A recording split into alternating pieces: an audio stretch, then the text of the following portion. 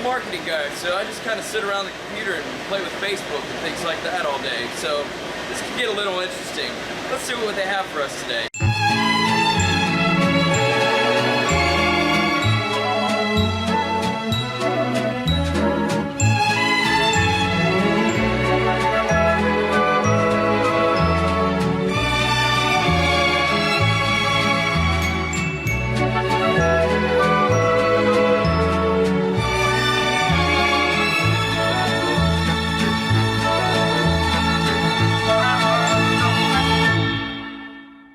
I'm here with Adam Richardson of the Stock Car Steel Sales Department, and he just so happens to be an avid paintballer.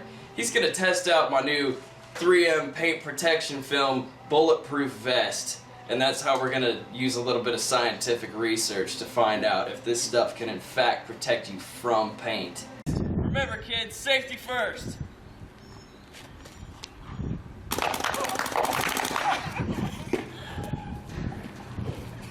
No more. Well, let's see how our vest held up. Looks like a perfectly clean snap-on t-shirt to me. That's all we have for this week's episode of Fun with Fabrication. We'll see you next week.